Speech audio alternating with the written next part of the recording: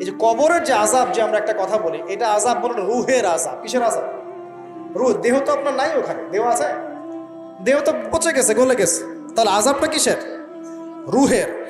বুঝাচ্ছি, আমি এই এই পড়াশোনাটা করেছি ইমাম গাজ্জালী রাহিমাহুল্লাহর বই থেকে।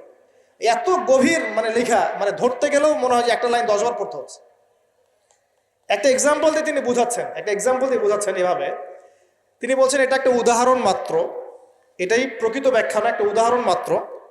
বোঝানোর চেষ্টা করছেন তিনি এভাবে যে আমরা যখন ঘুমাই, অনেকে ভালো স্বপ্ন দেখেন না? ভালো স্বপ্ন দেখে আপনার কাছে ভালো লাগছে, খুব মজা লাগছে না? স্বপ্নের মধ্যে আপনি কি মানে ভালো ফিল করছেন, মাশাআল্লাহ ভালো লাগছে, ঘুরছেন ফিরছেন খাচ্ছেন। যখন কোনো খুব ভালো আপনি একটা স্বপ্ন দেখেন, আপনার কিন্তু ভালো লাগে। আপনি স্বপ্নে ঘুমন্ত অবস্থাতেই আপনি স্বপ্নে বাস্তবের ফিলিংস পাচ্ছেন, এমন হয় না? আল্লাহ পাক যদি আপনাকে স্বপ্নের মধ্যে রেখে দেন, ধরেন 1 বছর 1.5 বছর 2 বছর, তার মানে 1-2 বছর আপনি স্বপ্নের মধ্যেই বাস্তবের ভালো লাগার ফিলিংসটা পেতে থাকবেন, কিন্তু আপনি ঘুমিয়ে আছেন। বাইরে থেকে আমি আপনাকে দেখছি যে আপনি ঘুমিয়ে আছেন, আপনি ঘুমন্ত অবস্থাতেও ভালো স্বপ্ন দেখেই ভালো ফিল করছেন। তিনি বোঝাচ্ছেন, উদাহরণ দিয়ে বোঝাচ্ছেন, এটা কিন্তু ব্যাখ্যা নয়, জাস্ট একটা বুঝাচ্ছেন উদাহরণ দিয়ে। আল্লাহ পাক যখন শহীদদের রূহগুলোকে জান্নাতে রেখে দেন, জান্নাতে তারা এইভাবে রূহগুলো ঘুরতে থাকে, ফল ফলাদি খেতে থাকে, পাখির মধ্যে রূহ দিয়ে দেন, সবুজ পাখি, এই পাখি উঠতে থাকে, তারা ভালো ফিল করতে থাকে। ওই হায়াতটাকে আল্লাহ পাক তাদের কাছে বাস্তব বানিয়ে দিয়েছেন। কথা বুঝতে পারছেন? ওই হায়াতটাকে আল্লাহ পাক তাদের কাছে বাস্তব বানিয়ে দিয়েছেন। তাদের কাছে মনে হচ্ছে এটাই বাস্তব, এটাই জগৎ। আল্লাহ চাইলে করতে পারেন না?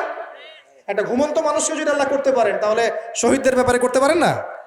পারেন। আবার ধরেন একজন মানুষ পাপাচারী, আপনি কখনো কখনো স্বপ্ন দেখেছেন, ভয়ের স্বপ্ন, আটকে উঠছেন, শ্বাস বন্ধ হয়ে যাচ্ছে, এমন হয়নি অনেকদিন? আর হবে তো বেশি, কারণ কানে তো হেডফোন দিয়ে গান শোনেন, আর হেডফোন কানে দিয়ে ঘুমান, FM শুনতে শুনতে ঘুমান। হ্যাঁ, এই কি করতে করতে ঘুমান। ঘুমানোর আগে তো দোয়া কালাম নাই, দোয়া কালাম মাসনুন দোয়া কালাম তো নাই, সূরা মুলক নাই, সূরা বাকারা শেষের আয়াত নাই, ইত্যাদি নাই, পবিত্রতা নাই, বিছান ঝাড়েন না, লাইটস অফ করেন না। আপনার সুন্নত মাফিক তো ঘুমাচ্ছি না। ঘুমানোর কতগুলো সুন্নত জানেন? ঘুমানোরই কত সুন্নত আছে।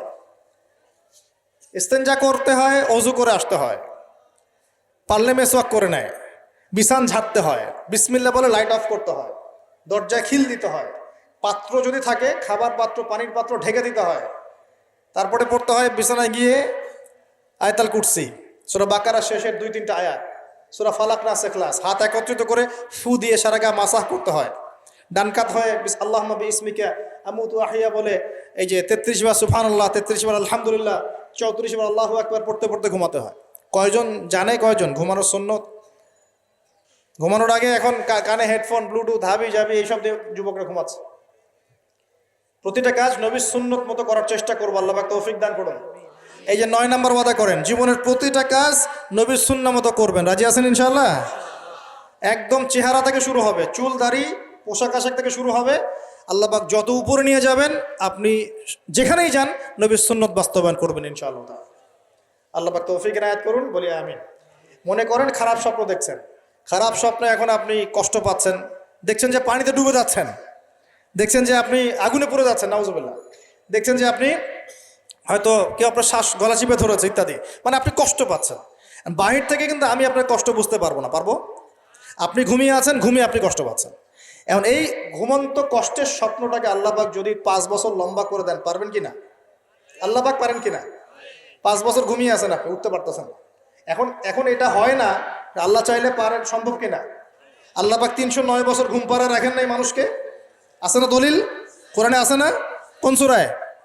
এই তো মাশাআল্লাহ, মাশাআল্লাহ, সূরা কাহফে আছে না? 309 বছর আল্লাহ পাক 9 জন 10 জন ছেলেকে ঘুম পাড়া রাখছেন না? রাখছেন। তো এখন মনে করেন যে আল্লাহ পাক আপনাকে ওই কষ্টের আযাবটাকে লম্বা করে দিলেন, কষ্টের ওই স্বপ্নটাকে লম্বা করে, তাহলে আপনি কিন্তু ঘুমের মধ্যেও কষ্ট ফিল করবেন। এখন কবরে যদি আল্লাহ পাক বারজাখের জীবনে সিজ্জিনে কিছু আত্মাকে রেখে আত্মাগুলোকে আযাব দেন, এবং ওইটাকেই যদি তাদের কাছে বাস্তব ফিল দিয়ে দেন, তাহলে কি তার আযাব পাবে না? অনেক ব্যাখ্যা আছে, যেগুলো নিয়ে আলাদা লেকচার দেওয়া লাগবে। এতটুকু বোঝেন যে আল্লাহ পাক ইন্নাল্লাহা আলা কুল্লি শাইইন কাদির, আল্লাহ পাক প্রতিটা বিষয় সম্পর্কে ক্ষমতাবান। আল্লাহ পাকের হাতেই সব ক্ষমতা, আল্লাহ সব করতে পারেন। যে আল্লাহ পাক আমাকে শ্বাস নেয়ার ক্ষমতা দিচ্ছেন, নিঃশ্বাস নিচ্ছি, একটা নিঃশ্বাসের দাম কি অন্য কেউ দিতে পারবে? যে আল্লাহ পাক এনভায়রনমেন্ট বায়ুমণ্ডলের মধ্যে নাইট্রোজেন গ্যাস দিয়ে দিয়েছেন, এই গ্যাস কি কে দিয়ে অন্য কেউ দিয়েছে? যে আল্লাহ পাক শ্বাস নেওয়ার জায়গা দিয়েছেন, আমাদের হার্ট যে পাম্প করছে, জন্মের সময় থেকে পাম্প করছে, এখন পর্যন্ত থামে নাই। একদিন 1 মিনিটের জন্য থেমে গেলেই শেষ। এটা কে চালু করে রেখেছে?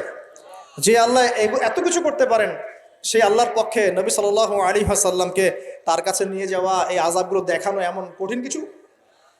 এগুলো নিয়েও এখন মানুষ প্রশ্ন তোলে। ইমান কোন জায়গায় চলে গেছে চিন্তা করেন। তো এখানে নবীজি অনেকগুলো শাস্তি দেখেছেন, তার মধ্যে একই পাপের কারণে তিনটা শাস্তি দেখেছেন। কয়টা ভাই? এই সেই বিখ্যাত পাপের নামটাই হচ্ছে সুদ। কি নাম সেই পাপের? একবার দেখেছেন কিছু লোককে রক্তের নদীতে ফেলে দিয়ে মাথা ফাটিয়ে দেওয়া হচ্ছে। জিজ্ঞাসা করলেন এরা কারা? জিবরাইল আলাইহিস সালাম বলছেন এরা আপনার উম্মতের সেই সব ব্যক্তি যারা সুদখোর ছিল। রক্তের নদী কেন? কারণ রক্ত চুষে খাইতো তারা মানুষ। মাথা কেন ফাটাই দেওয়া হচ্ছে? কারণ এই মাথা দিয়ে বলেছিল ইন্নামাল বাইউ মিসলুর রিবা, ব্যবসা সুদ একই জিনিস। এই শয়তানি মাথা থেকে বেরোছে, এই কারণে মাথা ফাটিয়ে দেওয়া হচ্ছে। আর একটা শাস্তি দেখেছেন, তারা পাথর খাচ্ছে, পাথর, বড় বড় পাথর খাচ্ছে, পিছনের রাস্তা দিয়ে পাথর বের হয়ে যাচ্ছে। জিজ্ঞাসা করলেন কাদের কি কারণে শাস্তি দেওয়া হচ্ছে? জিবরাইল আলাইহিস সালাম বললেন এটাও সুদের কারণে। আরেকটা দেখলেন যে এক ব্যক্তি